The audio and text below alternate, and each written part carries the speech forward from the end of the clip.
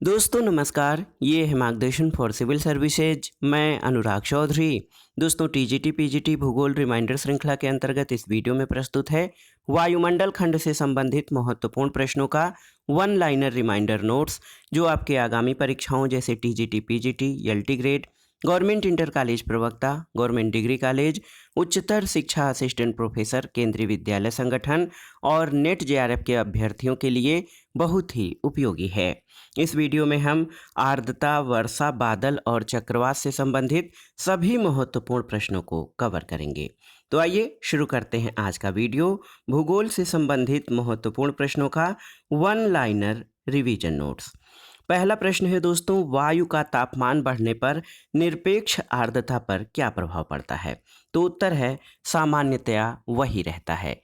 यानी वायु के निश्चित आयतन पर उसमें उपस्थित कुल नमी की मात्रा को निरपेक्ष आर्द्रता कहते हैं, और ये आर्द्रता वायु के निश्चित आयतन पर जलवाष्प के भार को प्रदर्शित करती है। दोस्तों, निरपेक्ष आर्द्रता को प्रति घन फुट पर ग्रेन में और प्रति घन सेंटीमीटर पर ग्राम में प्रदर्शित किया जाता है। तापमान के कम या अधिक होने पर वास्तविक आर्द्रता पर कोई प्रभाव नहीं पड़ता है, और निरपेक्ष आर्द्रता की मात्रा पर वर्षा की संभावना निर्भर होती है। तापमान बढ़ने पर निरपेक्ष आर्द्रता स्थिर रहती है, जबकि सापेक्षिक आर्द्रता कम हो जाती है। अगला प्रश्न है दोस्तों, वायु के एक नमूने में वास्तविक नमी की मात्रा संतृप्त वायु की उसी मात्रा तथा उसी तापमान पर निहित आर्द्रता का प्रतिशत क्या कहलाता है? तो इसको सापेक्ष आर्द्रता कहते हैं। दोस्तों, बहुत ही महत्वपूर्ण प्रश्न है। किसी निश्चित वायुदाब और तापमान पर वायु के निश्चित आयतन में जलवाष्प की वास्तविक मात्रा तथा उसी दाब और ताप पर उसी आयतन की वायु को संतृप्त करने के लिए आवश्यक जलवाष्प की मात्रा के अनुपात को उस वायु की सापेक्ष आर्द्रता कहते हैं। अगला प्रश्न है दोस्तों, वायुमंडल की सापेक्षिक आर्द्रता को किस इकाई में व्यक्त किया जाता है? तो ये प्रतिशत में व्यक्त किया जाता है। अगला प्रश्न है दोस्तों, 20 डिग्री सेल्सियस पर उस वायु राशि की लगभग अपेक्षित आर्द्रता क्या होगी जिसकी निरपेक्ष आर्द्रता 10 ग्राम प्रति घन मीटर है, जबकि 20 डिग्री सेंटीग्रेड पर एक घन मीटर वायु अधिकतम 17.3 ग्राम जल का धारण कर पाती है? तो सही उत्तर हो जाएगा लगभग 58%, और एक्यूरेट देखें तो 57.80%। अगला प्रश्न है, किस प्रकार की आर्द्रता को प्रति किलोग्राम वायुमंडलीय जलवाष्प की मात्रा यानी ग्राम प्रति किलोग्राम, देखिए बहुत ही महत्वपूर्ण प्रश्न है दोस्तों, इसको व्यक्त किया जाता है? तो सही उत्तर है विशिष्ट आर्द्रता को। आप जान लीजिए 1 किलोग्राम आर्द्र वायु में मौजूद ग्राम इकाई में जलवाष्प के सकल द्रव्यमान को विशिष्ट आर्द्रता कहते हैं, और इस प्रकार विशिष्ट आर्द्रता को प्रति किलोग्राम वायु में जलवाष्प की मात्रा में व्यक्त किया जाता है। अगला प्रश्न है दोस्तों, वायु की संतृप्तता के स्तर का संकेतक क्या है? तो ये आर्द्रता धारण क्षमता जो है, ये वायु की संतृप्तता स्तर का संकेतक है। अगला प्रश्न है दोस्तों, आर्द्र क्षेत्रों के आवास्य में विकसित होने वाली वनस्पतियों के अनुक्रम को क्या कहा जाता है? तो इसको जलक्रमक या हाइड्रोसीयर कहा जाता है। दोस्तों, आप जान लीजिए आर्द्र क्षेत्रों के आवास्य में या आर्द्र क्षेत्रों में जो विकसित होने वाली वनस्पतियां हैं, उनके अनुक्रम को हाइड्रोसीयर कहा जाता है। अगले प्रश्न पर आते हैं, वर्षा के संलयन सिद्धांत का प्रतिपादन किसने किया है? आपको बताना है। तो सही उत्तर है बोवेन ने। दोस्तों, वर्षा के संलयन सिद्धांत का प्रतिपादन E.G. बोवेन ने किया है। कौन वायुमंडल में सर्वाधिक ऊंचाई पर पाया जाता है? तो पच्छाभ मेघ जो हैं वो वायुमंडल में सर्वाधिक ऊंचाई पर पाया जाता है। सबसे ऊंचा बादल कौन सा है? तो पच्छाभ मेघ ये सबसे ऊंचे बादल हैं। और आप जान लीजिए दोस्तों, पच्छाभ मेघ या साइरस क्लाउड सबसे अधिक ऊंचाई पर प्रायः छितराए हुए रेशम के सदृश दिखते हैं, क्योंकि इनका निर्माण छोटे छोटे हिमकणों के द्वारा होता है। अगला प्रश्न है, कौन सा मेघ हिम क्रिस्टलों से बनता है?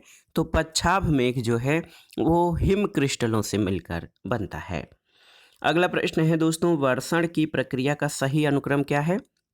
तो देखिए, असंतृप्त वायु, उसके बाद ओसांक, फिर संघनन और वर्षण, ये वर्षा की प्रक्रिया का सही अनुक्रम है। अगला प्रश्न है, मेघ अस्थिरता सिद्धांत का प्रतिपादन किसने किया? तो बरान ने। दोस्तों आप जान लीजिए बरान ने मेघ अस्थिरता सिद्धांत का प्रतिपादन किया है। बेजोरो और बर्गरान ने दोस्तों आप जान लीजिए कि मेघ अस्थिरता सिद्धांत बरान यानी बेरजोरो द्वारा प्रतिपादित किया गया था।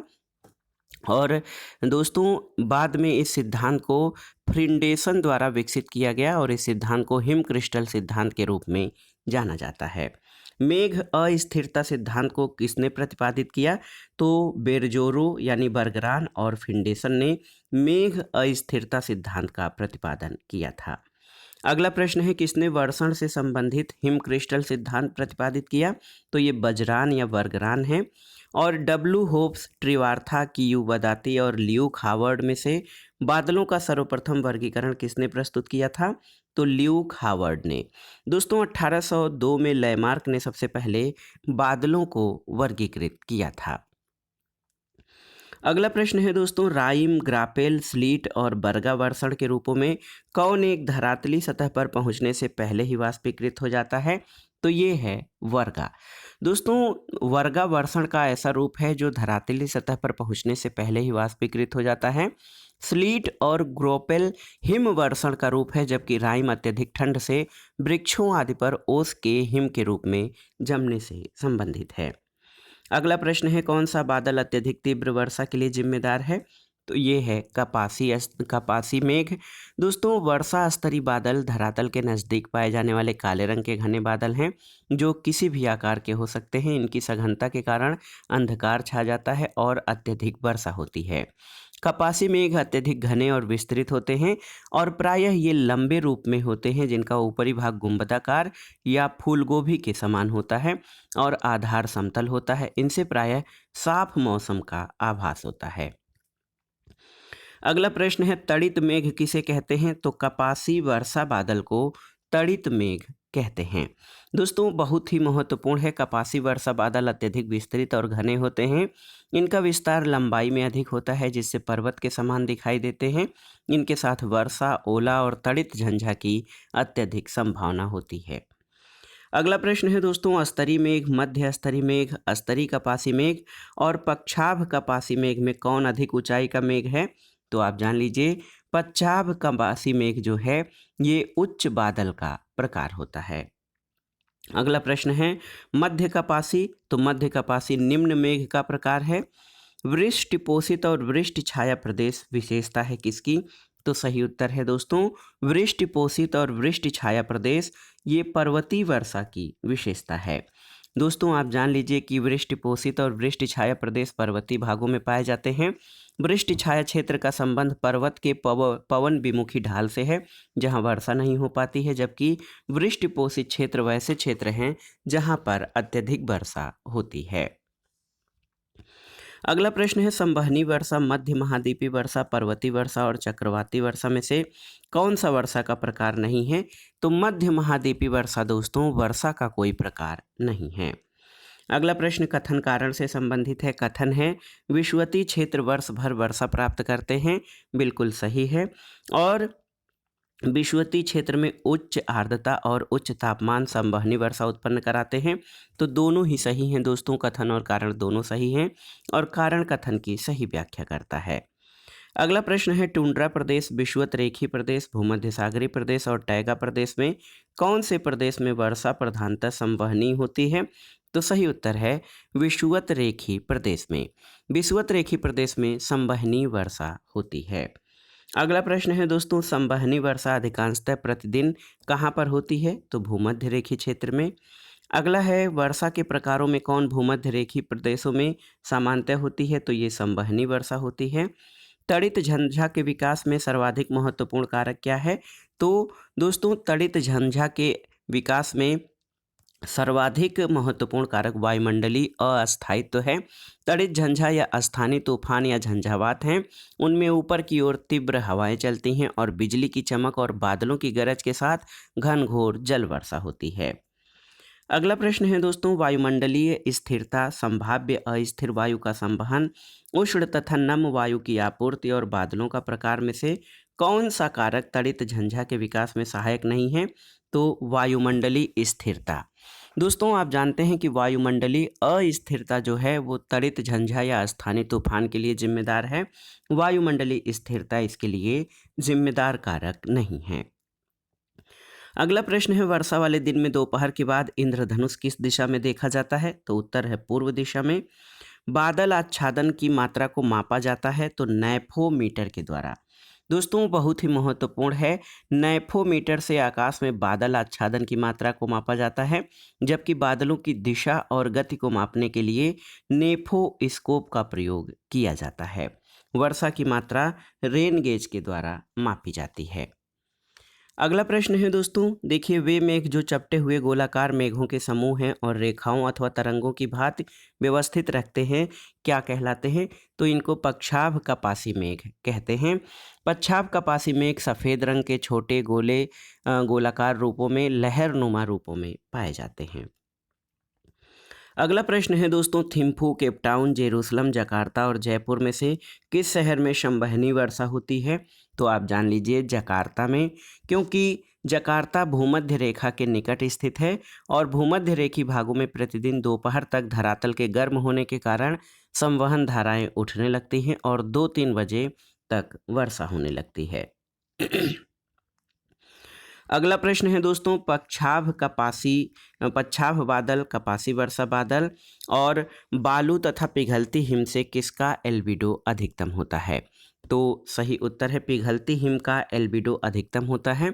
आप जान लीजिए कि हिम यानी स्नो प्रकाश का अत्यधिक परावर्तन करता है, जो तुलनात्मक रूप से अन्य सभी जो पच्छाभ बादल हैं, कपासी वर्षा बादल हैं, बालू हैं, इनसे अधिक जो है उसका एल्बिडो होता है। जो पिघलती हिम से परावर्तन है प्रकाश का वो अधिक होता है। वर्षा स्तरीय बादल किसका प्रकार है? तो याद रखिएगा वर्षा स्तरीय बादल दोस्तों ये निम्न मेघ का प्रकार है। अगला प्रश्न है, कथन है निरपेक्ष आर्द्रता भूमध्य रेखा पर सर्वाधिक तथा ध्रुवों की ओर कम होती है। दूसरा है निरपेक्ष आर्द्रता के वितरण में जल, स्थल और मौसम का प्रभाव अधिक पड़ता है। तीसरा है निरपेक्ष आर्द्रता शीत ऋतु को अपेक्षा ग्रीष्म ऋतु में अधिक तथा रात्रि की अपेक्षा दिन में अधिक नहीं होती। और चौथा है सागरों से दूरी बढ़ने के साथ ही निरपेक्ष आर्द्रता की मात्रा घटती जाती है। इनमें से कौन सा सही नहीं है?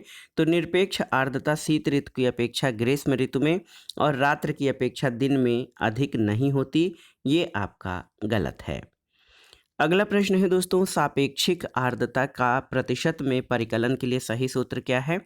तो आप जान लीजिए निश्चित तापमान पर निश्चित आयतन वाली हवा में मौजूद वास्तविक आर्द्रता बटे उसी तापमान और आयतन वाली हवा का आर्द्रता का सामर्थ्य इंटू 100, या फिर निरपेक्ष आर्द्रता बटे आर्द्रता सामर्थ्य गुणे 100। अगला प्रश्न है, जैसे ही कथन कारण से संबंधित है। कथन है, दो कथन है कि जैसे ही सूर्योदय होता है तब धरातल उष्मा प्राप्त करता है और कोहरा ऊपर उठता है, बिल्कुल सही है। दूसरा है विकिरण शीतलन के कारण आरंभिक उष्मा काल में कोहरा उत्पन्न होता है, तो ये दोनों ही कथन आपके सही हैं। अगला प्रश्न है दोस्तों, संघनन द्वारा जलवाष्प जल में परावर्तित होने से जो उष्मा मुक्त होती है उसे क्या कहते हैं? तो संघनन की गुप्त उष्मा कहते हैं। दोस्तों वर्षा, आर्द्रता और बादल के बाद आइए चक्रवात से संबंधित जो महत्वपूर्ण प्रश्न हैं उनको देख लेते हैं। पहला प्रश्न है, उष्णकटिबंधीय चक्रवात को फिलीपींस में किस नाम से जाना जाता है? तो याद रखिएगा उष्णकटिबंधीय चक्रवात को फिलीपींस में बाग्यो के नाम से जाना जाता है। अगला है, गोलाकार, अंडाकार, वी आकार, कीपाकार और त्रिभुजाकार में से चक्रवातों की आकृति कैसी नहीं होती है? तो चक्रवातों की आकृति जो है त्रिभुजाकार नहीं होती है। उष्णकटिबंधीय चक्रवात किन कारणों से विषुवत रेखा के समीप नहीं उत्पन्न होते हैं? तो कोरियालिस बल अत्यधिक क्षीण होता है, जिसके कारण उष्णकटिबंधीय चक्रवात विषुवत रेखा के समीप नहीं उत्पन्न होते हैं। अगला प्रश्न है, उष्णकटिबंधीय चक्रवात में सबसे तेज पवनें सामान्यतया अंकित की जाती हैं, तो सम्मुख दाहिने वृत्त चतुर्थांश में। आप जान लीजिए उष्णकटिबंधीय चक्रवात में सबसे तेज पवनें सामान्यतया सम्मुख दाहिने वृत्त चतुर्थांश यानी राइट फ्रंट क्वाड्रेंट में अंकित की जाती हैं। फ्यूजिटा स्केल का प्रयोग टॉर्नेडो की तीव्रता मापने के लिए किया जाता है। अगला प्रश्न है दोस्तों, उष्णकटिबंधीय चक्रवात प्रायः चलते हैं किस दिशा में? तो पूरब से पश्चिम की ओर। निम्न वायुदाब केंद्र क्या कहलाता है? तो दोस्तों निम्न वायुदाब केंद्र चक्रवात कहलाता है। चक्रवात निम्न वायुदाब के केंद्र होते हैं जिनमें केंद्र से बाहर की ओर वायुदाब बढ़ता जाता है और इसके कारण हवाएं परिधि से केंद्र की ओर चलने लगती हैं, जिनकी दिशा उत्तरी गोलार्ध में घड़ी की सुइयों के विपरीत और दक्षिणी गोलार्ध में घड़ी की सुइयों के अनुकूल होती है। अगला प्रश्न है, एक से अधिक घिरी समदाब रेखाओं वाले छोटे आकार के उष्णकटिबंधीय चक्रवात को क्या कहते हैं? तो इसे अवदाब कहा जाता है। अगला प्रश्न है दोस्तों, उष्णकटिबंधीय चक्रवातों की उत्पत्ति के लिए आदर्श स्थितियां पाई जाती हैं कहाँ पर? तो उष्णकटिबंधीय महासागरों के पश्चिमी तटों पर। दोस्तों उष्णकटिबंधीय महासागरों के पश्चिमी तटों पर अपवेलिंग के परिणाम स्वरूप पूर्वी तट से आए हुए गर्म जल के एकत्र होने से चक्रवातों के लिए आदर्श स्थिति उत्पन्न हो जाती है और चक्रवात निम्न वायुदाब वाले अभिसरणी परिसंचरण तंत्र होते हैं। अगला प्रश्न है दोस्तों कि सही सुमेलन करना है। यहाँ पर देखिए, उष्णकटिबंधीय चक्रवात बैगुइस फिलीपींस में, हरिकेन संयुक्त राज्य अमेरिका में, टाइफून चीन में और विली विली ऑस्ट्रेलिया में आने वाले उष्णकटिबंधीय चक्रवात हैं। अगला प्रश्न भी सही सुमेलन करना है। चीन समुद्र में टाइफून चक्रवात आता है, मैक्सिको की खाड़ी में टॉर्नेडो, पश्चिमी द्वीप समूह में हरिकेन और बंगाल की खाड़ी में चक्रवात या साइक्लोन आता है। अगला प्रश्न भी सही सुमेलन करना है। हरिकेन तो ये कैरोबियन सागर और मैक्सिको की खाड़ी में, टाइफून पश्चिमी उत्तरी प्रशांत महासागर और चीन सागर में, विली विली पश्चिमी दक्षिणी प्रशांत महासागर में और चक्रवात ये बंगाल की खाड़ी और दक्षिणी हिंद महासागर में आते हैं। अगला प्रश्न है, टाइफून, हरिकेन, अवनमन तथा टॉर्नेडो में से बंगाल की खाड़ी में उष्णकटिबंधीय चक्रवातों को सामान्यतया क्या कहा जाता है? तो अवनमन या चक्रवात कहा जाता है, जो बंगाल की खाड़ी में उष्णकटिबंधीय चक्रवात आते हैं। विली विली क्या है? तो ये एक उष्णकटिबंधीय चक्रवात है, आप जान लीजिए दोस्तों। विली विली जो ऑस्ट्रेलिया में आता है, विली विली है उत्तर पश्चिमी ऑस्ट्रेलिया का एक उष्णकटिबंधीय चक्रवात। कैरोबियन सागर में उत्पन्न होने वाले तूफान को क्या कहते हैं? तो हरिकेन कहा जाता है। और किसका उपयोग हरिकेन द्वारा क्षति के स्तर का आकलन करने के लिए किया जाता है? तो ये है सफ़ीर सिम्पसन मापक। दोस्तों सफ़ीर सिम्पसन मापक का प्रयोग क्षति के स्तर का आकलन करने के लिए किया जाता है। चीन में सर्वाधिक टाइफून किन महीनों में आते हैं? तो जुलाई से नवंबर के महीने में चीन में सर्वाधिक टाइफून आते हैं। अगला प्रश्न है, अफगानिस्तान, पाकिस्तान, मालदीव, बांग्लादेश तथा म्यांमार में कौन सा उष्णकटिबंधीय चक्रवातों से प्रभावित नहीं होता? तो अफगानिस्तान। और हरिकेन के व्यास की लंबाई क्या होती है, आपको बताना है। तो सही उत्तर है, हरिकेन के व्यास की औसत लंबाई 100 मील तक होती है, 100 से 200 किलोमीटर या ऐसे 161 किलोमीटर है, लेकिन इसका व्यास सबसे कम और सबसे अधिक भी हो सकता है। और एक लेखक हैं डॉक्टर सवेंद्र सिंह, उनके अनुसार इसका व्यास 160 से 640 किलोमीटर तक होता है। अगला प्रश्न है, जब किसी क्षेत्र से दोस्तों शीतोष्ण चक्रवात का मध्य गर्म प्रखंड गुजरता है तो वहाँ के मौसम में क्या होता है? भारी वर्षा होती है। भूमंडलीय वायुदाब पेटियों में कौन एक प्रतिचक्रवाती क्रियाओं से संबंधित है? तो याद रखिएगा, उपोष्ण उच्च वायुदाब पेटी दोस्तों ये प्रतिचक्रवाती क्रियाओं से संबंधित है। इस पेटी में गर्म प्रतिचक्रवात की उत्पत्ति होती है और यहाँ पर हवाओं का अपसरण होता है। अगला प्रश्न है कि जब वास्तविक ताप ह्रास दर शुष्क स्थिरोष्म या एडियाबेटिक ह्रास दर से अधिक होती है तो वो वायुमंडल में क्या उत्पन्न करता है? तो ये अस्थायित्व उत्पन्न करता है। आर्कटिक महासागर, हिंद महासागर, उत्तरी अंध महासागर और दक्षिणी प्रशांत महासागर में से शीतोष्ण कटिबंधीय चक्रवातों की अधिकतम संख्या बहुधा उत्पन्न होती है कहाँ पर? तो उत्तरी अंध महासागर में। अगला प्रश्न है, ध्रुवीय वाताग्र सिद्धांत निम्न में से किसकी उत्पत्ति और गतिशीलता की व्याख्या करता है? तो शीतोष्ण कटिबंधीय चक्रवात की व्याख्या करता है ध्रुवीय वाताग्र सिद्धांत। दोस्तों बर्कनीज महोदय ने ध्रुवीय वाताग्र सिद्धांत का प्रतिपादन किया।